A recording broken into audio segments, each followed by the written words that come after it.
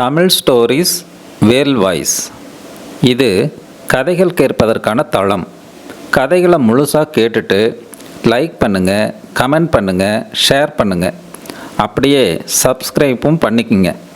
அதோட பெல் ஐக்கானை கிளிக் பண்ணி ஆல்ங்கிறத செட் பண்ணிக்கோங்க. இனி நான் எப்போ கதை சொன்னாலும் அது உங்களோட நோட்டிஃபிகேஷனில் தெரியும். ஓகே ஃப்ரெண்ட்ஸ், இனி கதை போமா? ஓம் ஸ்ரீ அங்காள பரமேஸ்வரியை நமக. ஓம் ஸ்ரீ கணேசாய நமக. ஓம் ஸ்ரீ நமோ நாராயணாய நமக. அனைவருக்கும் வணக்கம். ஸ்ரீமத் வால்மீகி ராமாயணம் உத்தரகாண்டம். வெற்றி களிப்பில் திளைத்த ராவணன் பூமியில் இஷ்டம் போல் சஞ்சரித்து வந்தான். இமயமலையிலுள்ள அழகிய வனம் ஒன்றினால் ஈர்க்கப்பட்ட ராவணன் அந்த வனத்தில் பல இடங்களிலும் புஷ்பக விமானத்தில் உலவினான். அப்போது தபஸ்வினி ஒருவளை கண்டான். அவள் மான் தோலை ஆடையாக உடுத்திக்கொண்டு ஜடாமுடி தரித்தவளாய் தவம் செய்து கொண்டிருந்தாள். ஒப்பற்ற பேரழகுடன் தவத்தின் வலிமையால் சந்திரனை போல் ஜொலித்து கொண்டு காண்போரை வசீகரிக்கும் தோற்றத்துடன் விளங்கினாள் அந்த தபஸ்வினி. அந்த அழகியை கண்டவுடன் அவளை அடையும் ஆசை தலைக்கேறியவனாய் அவளிடம் பேசினான் ராவணன்.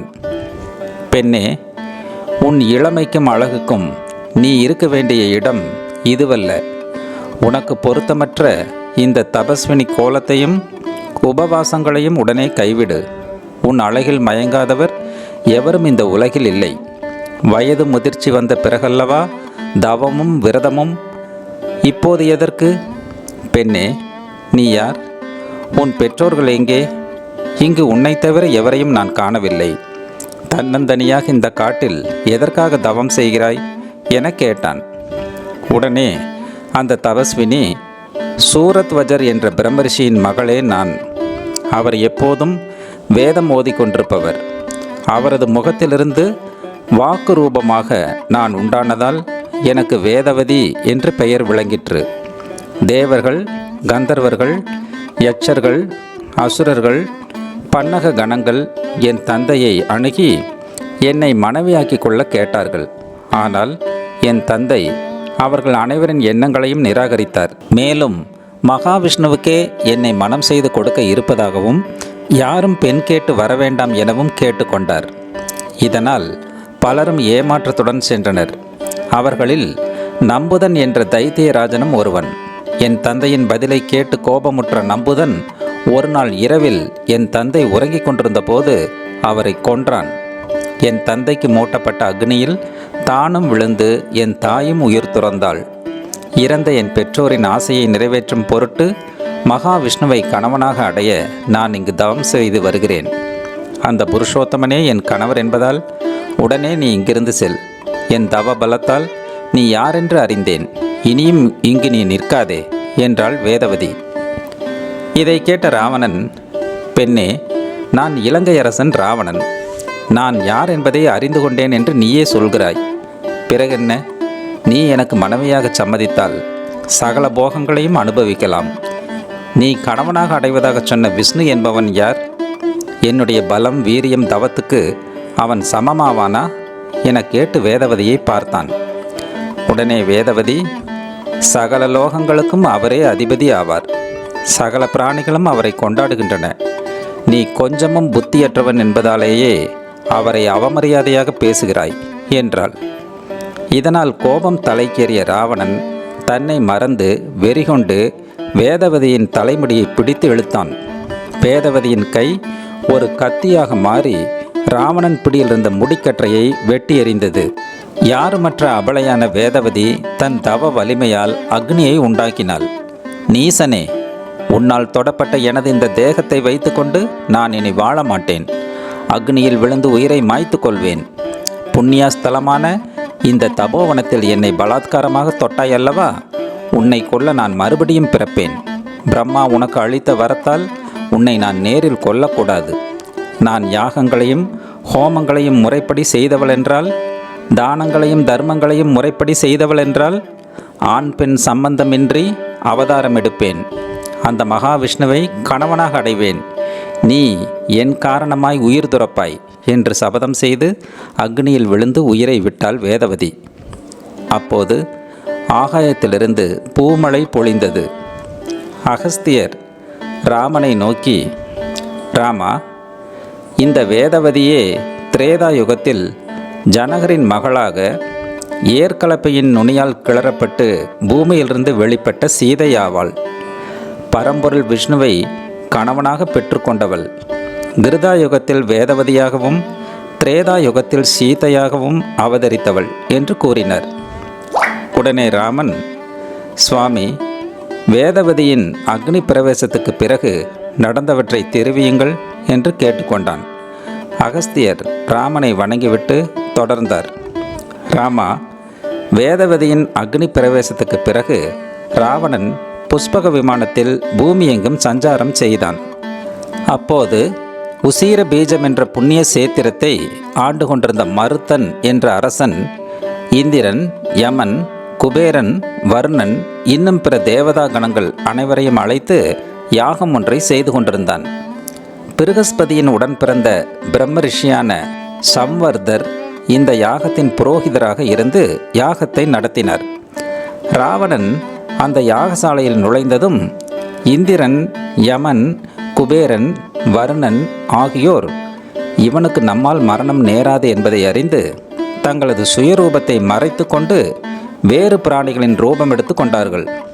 இந்திரன் மயிலின் ரூபத்தையும், யமன் காக்கையின் ரூபத்தையும், குபேரன் ஓணான் ரூபத்தையும், வருணன் அன்னப்பறவை ரூபத்தையும் எடுத்தார்கள். மற்ற தேவதா கணங்களும் பல்வேறு ரூபம் தரித்து காணப்பட்டார்கள். அனாவசியமாக அந்த யாகசாலையில் நுழைந்த ராவணன் அங்கிருந்த மருத்தனை கண்டான். அடே, நானே ராவணன், யாராலும் வெற்றி கொள்ள முடியாதவன், செல்வத்துக்கு அதிபதியான குபேரனின் இளைய சகோதரன் நான் என்பதை அறியாதவர் இவ்வுலகில் யாருமில்லை. அவனை யுத்தத்தில் ஜெயித்து அவனிடமிருந்து எடுத்துக்கொண்ட புஷ்பக விமானம் இதுதான். நீ ஒரு அரசன் என்றால் என்னுடன் யுத்தம் செய், இல்லையேல் உன் தோல்வியை நீயே ஒப்புக்கொள்வதாகச் சொல் என்று வம்பிழுத்தான். உடனே அரசன் மருத்தன், உன்னுடன் யுத்தம் செய்ய எனக்கென்ன தடை இருக்கப் போகிறது? தமையனை ஜெயித்து அவனது உடைமையை அபகரித்து கொண்ட உத்தமன் நீதானா? நீ தர்மமான தவங்களை உபவாசித்து அற்புத வரங்களை பெற்றவன் என்றல்லவா நான் கேள்விப்பட்டேன். அதர்மத்தால் தமையனை வெற்றி கொண்டதை வெளியில் சொல்லிக்கொள்ளும் துஷ்டனே, இங்கிருந்து நீ உயிருடன் திரும்பப் போவதில்லை. உன்னை யமலோகம் அனுப்புகிறேன் என்று பயமறியாது பேசிக்கொண்டு வில்லையும் பானங்களையும் எடுத்துக்கொண்டு தயாரானான். அப்போது குருவான சம்வர்தர் அவனை தடுத்தார். மருத்தரே, மகேஸ்வரனை குறித்து யாகம் செய்ய தொடங்கிவிட்டோம். தொடங்கப்பட்ட யாகம் முடிவடையாமல் போனால் அதை செய்தவரையே வம்சத்துடன் நாசம் செய்யும். யாக தீட்சை பெற்றுக்கொண்ட பின் கோபப்படுவதோ யுத்தம் செய்ய முடிவெடுப்பதோ தகாத செயல். ஒருவேளை யுத்தத்தில் நீ தோற்றாலும் அல்லது மரணமடைந்தாலும் அப்போதும் யாகம் தடைபட்டு உன் வம்சம் அழியும். ராவணனோ யாராலும் வெல்ல முடியாதவன் என்பதை நினைவில் கொள். ஆகையால் இப்போது நீ யுத்தம் செய்ய முடிவெடுப்பது தகாது என்றார். உடனே அரசன் மருத்தன் சம்வர்தரின் வார்த்தைக்கு கட்டுப்பட்டு எடுத்த ஆயுதங்களை கீழே வைத்தான். இதை கண்ட ராவணனின் மந்திரி சுகன் மருத்தன் தோற்றான் என எண்ணி இலங்கை வேந்தன் வெற்றி வெற்றி என கோஷமிட்டான். உடனே ராவணன் அங்கிருந்த ரிஷிகள் சிலரை பிடித்து கொன்று இரத்தம் குடித்தான். பின்னர் அவ்விடத்தை விட்டு அகன்றான். ராவணன் அந்த இடத்தை விட்டு சென்றதும் இந்திரன் மயிலின் ரூபத்தை விட்டு வெளிப்பட்டான். மயிலே, உன் ரூபத்தில் எனக்கு இடமளித்து என்னை மகிழ்வித்தாய். உனக்கு நான் வரமளிக்கிறேன். சர்ப்பங்களால் இனி உனக்கு மரண பயம் இல்லை. இதுவரை கருநிற தோகைகளால் காணப்பட்ட நீ எண்ணற்ற அழகிய கண்களுடன் கூடிய வர்ண தோகை பெற்று காண்போரை மயங்கச் செய்வாய் என வரம் தந்தான். மயில் மகிழ்வுடன் விடைபெற்று சென்றது.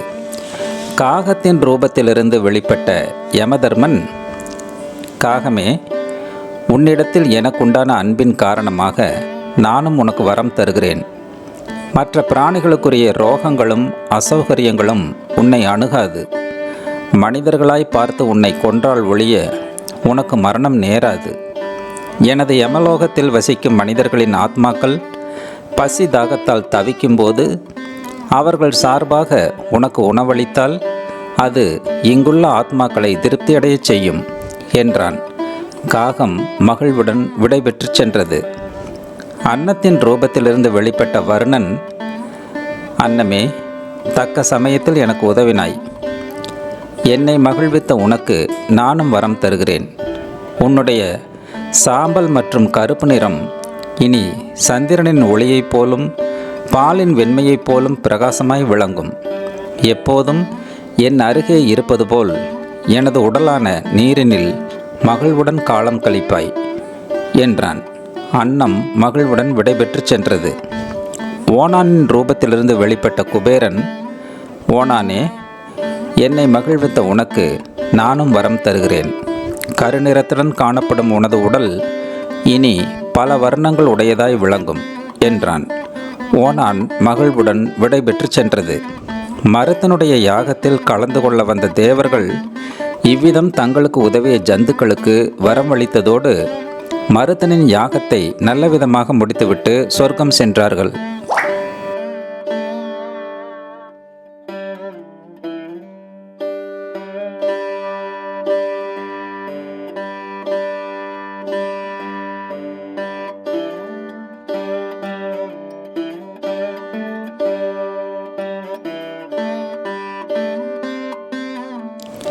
மருத்தனை வெற்றி கொண்ட ராவணன் தனது தொடர்ந்த ஜெயத்தினால் கர்வம் கொண்டு பூமியை சுற்றி வந்தான்.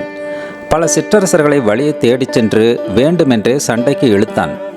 சுத்த வீரன் என்றால் என்னோடு யுத்தம் செய்து பார், இல்லையேல் நீயாக தோல்வியை ஒப்புக்கொண்டு உயிர் பிழைத்துக்கொள் என கேட்டு நடுங்க வைத்தான்.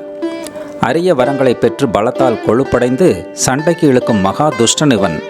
இவனுக்கான மரணத்தை நம்மால் உண்டாக்க முடியாது என முடிவு செய்த துஷ்யந்தன், காதி, கயன், புரூரவன் போன்ற அரசர்கள் பலர் ராவணனிடம் சரணாகதி அடைந்தார்கள். எப்போதும் ஜெயதேவி விளங்க மகா தேஜசுடன் ஜொலித்த ராவணன் அயோத்திக்கு சென்றான். அனரண்யன் என்ற அரசன் அப்போது அயோத்தியை ஆண்டு வந்தான். அவன் பலம் பொருந்தியவனாயும் செல்வச் செழிப்போடு பராக்கிரமம் உடையவனாயும் திகழ்ந்தான். தர்மமான வழியில் அரசாண்டு வந்தான். யாகங்கள், தான தர்மங்கள், ஹோமங்கள் முதலியவற்றை நிறைவாக செய்து வந்தான். ராவணன் அனரண்யனை நோக்கி, அடே அரசனே, நீ வீரன் என்றால் என்னோடு யுத்தம் செய்யவா, இல்லையேல் உன் தோல்வியை ஒப்புக்கொண்டு என்னை சரணடை என கர்ஜித்தான்.